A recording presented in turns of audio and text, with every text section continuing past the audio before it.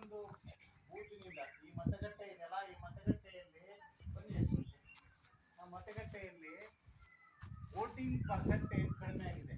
ಅಂದ್ರೆ 100 ಜನರಲ್ಲಿ 60 ಜನ ಮಾತ್ರ ವೋಟ್ ಮಾಡಿದರೆ, ಇನ್ನು 40 ಜನ ವೋಟ್ ಮಾಡಿಲ್ಲ ಇಲ್ಲಿ. ಅಂತಹ ಒಂದು ಮತಗಟ್ಟೆಗಳಲ್ಲಿ ಇದು ಒಂದು ಮತಗಟ್ಟೆ. ಆದ್ದರಿಂದ ಮಾನ್ಯ ಜಿಲ್ಲಾಧಿಕಾರಿಗಳು ಮತ್ತು ಮಾನ್ಯ ಮುಖ್ಯ ಕಾರ್ಯನಿರ್ವಹಣಾಧಿಕಾರಿಗಳ ಒಂದು ನಿರ್ದೇಶನ ಏನಪ್ಪಾ ಅಂತಂದ್ರೆ, ಮತದಾನ ಮಿಸ್ ಆಗಬಾರ್ದು. ಇಲ್ಲಿ ವೋಟಿಂಗ್ ಪರ್ಸೆಂಟೇಜ್ ಹೆಚ್ಚಾಗಬೇಕು. ವೋಟಿಂಗ್ ಪರ್ಸೆಂಟೇಜ್ ಹೆಚ್ಚಾದ್ರೆ ಅವ್ರಿಗೆ ಏನು ಇನ್ಸೆಂಟಿವ್ಸ್ ಇದೆ, ಅವ್ರಿಗೆ ಎಲ್ಲ ಸೌಲಭ್ಯಗಳಲ್ಲಿ ಏನು ಕೊರತೆ ಇದ್ರೆ ಸರ್ಕಾರದ ವತಿಯಿಂದ ನಾವು ಮಾಡುವಂತ ವ್ಯವಸ್ಥೆಯನ್ನು ಮಾಡ್ತೇವೆ ಅನ್ನುವಂಥದ್ದನ್ನ ಅಲ್ಲಿ ಹೇಳಿದ್ದಾರೆ. ಆದ್ರಿಂದ ನೀವು ಈ ಸರಿ ಮತದಾನವನ್ನ ಕಡ್ಡಾಯವಾಗಿ ಎಲ್ಲರೂ ಮತದಾನ ಮಾಡಬೇಕು. ಒಂದು ಮಾತು ನಿಮ್ಗೆ ಹೇಳಲಿಕ್ಕೆ ಇಚ್ಛೆ ಪಡ್ತಾ ಇದ್ದೀನಿ. ಏನಪ್ಪಾ ಅಂತಂದ್ರೆ, ಒಬ್ಬ ವೈದ್ಯ ಡಾಕ್ಟ್ರು ಒಂದು ಪೇಷಂಟ್ಗೆ ಚೆನ್ನಾಗಿ ಟ್ರೀಟ್ಮೆಂಟ್ ಮಾಡಿದ್ರೆ ಆ ಪೇಷಂಟ್ಗೆ ಒಳ್ಳೇದಾಗುತ್ತೆ, ಹೌದಾ? ಒಬ್ಬ 2 ಕಣ್ಣು ಇರೋನು ಒಂದು ಕಣ್ಣು ಒಬ್ಬನಿಗೆ ಕೊಟ್ರೆ ಇಬ್ಬರಿಗೆ ಒಳ್ಳೇದಾಗುತ್ತೆ, ಅವನಿಗೆ ಮತ್ತು ಅವರಿಗೆ. ಒಬ್ಬವನು ಅನ್ನದಾನ ಮಾಡಿದ್ರೆ 100 ಜನಕ್ಕೆ ಒಳ್ಳೇದಾಗುತ್ತೆ, ಹೌದಾ? 100 ಜನಕ್ಕೆ ಒಳ್ಳೇದಾಗುತ್ತೆ.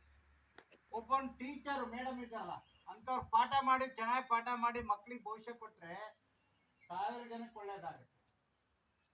ನೀವು ವೋಟ್ ಮಾಡಿದ್ರೆ ದೇಶಕ್ಕೆ ಒಳ್ಳೇದಾಗುತ್ತೆ. ಯಾರಿಗೆ ಒಳ್ಳೇದಾಗುತ್ತೆ? ದೇಶಕ್ಕೆ ಒಳ್ಳೇದಾಗುತ್ತೆ. ಇದು ನಿಮ್ಮ ಹಕ್ಕು. ಈ ಹಕ್ಕನ್ನ ನೀವು ಬಳಸ್ಕೋಬೇಕು. ಈ ಹಕ್ಕನ್ನ ನಿಮ್ಗೆ ಬಳಸ್ಕೋಬೇಕು. ನೀವು ವೋಟ್ ಹಾಕದೇ ಇರೋದ್ರಿಂದ ಲಾಸ್ ಯಾರಿಗೆ ಅಲ್ಲ, ಲಾಸ್ ಯಾರಿಗೆ? ನಿಮಗೆ ಮಾತ್ರ ಲಾಸ್. ಆದ್ರಿಂದ ಪ್ರಜಾಪ್ರಭುತ್ವ ವ್ಯವಸ್ಥೆಯಲ್ಲಿ ನಿಮಗ್ ಮಾತ್ರ ಹಕ್ಕು ಕೊಟ್ಟಿದ್ದಾರೆ. ನಿಮ್ ವೋಟ್ ಬೇರೆಯವ್ರು ಯಾರು ಹಾಕಕ್ಕಾಗುತ್ತಾ? ಹಿಂದೆ ಮಾಡ್ತಿದ್ರು, ಈಗ ಯಾರು ಹಾಕಕ್ಕಾಗಲ್ಲ, ನೀವೇ ಹೋಗಿ ಹಾಕ್ಬೇಕಾಗುತ್ತೆ. ಅಂತ ಒಂದು ಹಕ್ಕು ನಿಮ್ಗೆ ಅಧಿಕಾರ ಕೊಟ್ಟಿದೆ. ಅಧಿಕಾರವನ್ನ ಬಳಸ್ಕೋಬೇಕು, ಆ ಹಕ್ಕನ್ನ ಚಲಾಯಿಸಬೇಕು. ಮತದಾನ ಅನ್ನುವಂಥದ್ದು ಒಂದು ಹಕ್ಕು. ಜಗತ್ತಿನ ಪ್ರಪಂಚದಲ್ಲೇ ಅತ್ಯಂತ ದೊಡ್ಡ ಪ್ರಜಾಪ್ರಭುತ್ವ ವ್ಯವಸ್ಥೆ ಎಲ್ಲಿದೆಯಪ್ಪ ಅಂತಂದ್ರೆ ಭಾರತ ದೇಶದಲ್ಲಿ ಮಾತ್ರ ಇದೆ, ಹೌದಾ? ಆದ್ರಿಂದ ನಿಮ್ ಕಡೆ ಕೆಲವರೆಲ್ಲ ದೂರ ಊರಿಗೆ ಅಲ್ಲೇ ಇಲ್ಲೇ ಎಲ್ಲೆಲ್ಲ ಹೋಗಿರ್ತಾರೆ, ಬರಮ್ಮ ಎಲ್ಲೆಲ್ಲ ಹೋಗಿರ್ತಾರಲ್ಲ, ಅವ್ರು ಯಾರು ಇದ್ರೆ ಕೇಳ್ಬೇಕು. ನಿಮ್ ಮನೆಯಲ್ಲಿ ಏನಾದ್ರೂ ಮದ್ವೆ ಸಂಭ್ರಮ, ಏನಾದ್ರೂ ಕಾರ್ಯಕ್ರಮ ಇದ್ರೆ ದೂರ ಇರೋರು ಬಂದು ಹೋಗ್ತಾರೋ ಇಲ್ಲ?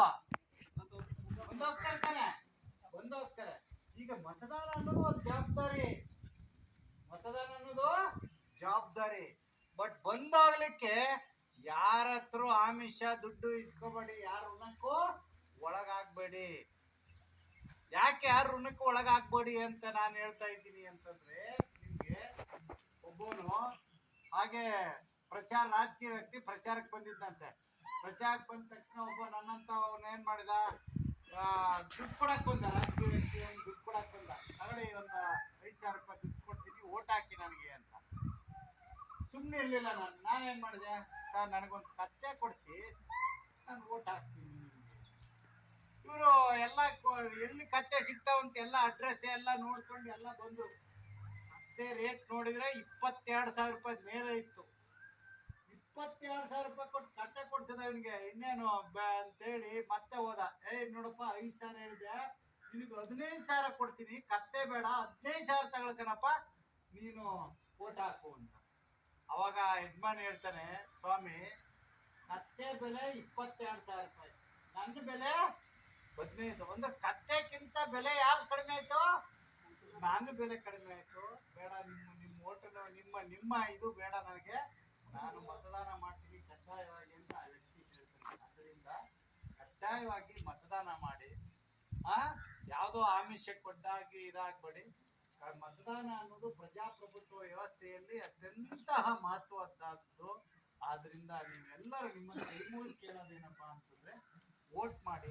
ಯಾರು ವೋಟ್ ಮಾಡಿಲ್ಲ ಅವ್ರಿಗೆಲ್ಲ ವೋಟ್ ಮಾಡಿಸಿ. ಆದ್ರೆ ಕಳೆದ ಸರಿ ಪರ್ಸೆಂಟೇಜ್ ಕಡಿಮೆ ಆಗಿದೆ. ಇಲ್ಲಿ ಕಳೆದ ಸರಿ ಯಾಕೆ ಕಡಿಮೆ ಆಗಿದೆ ಗೊತ್ತಿಲ್ಲ, ಪರ್ಸೆಂಟೇಜ್ ಕಡಿಮೆ ಆಗಿದೆ. ಈ ಸರಿ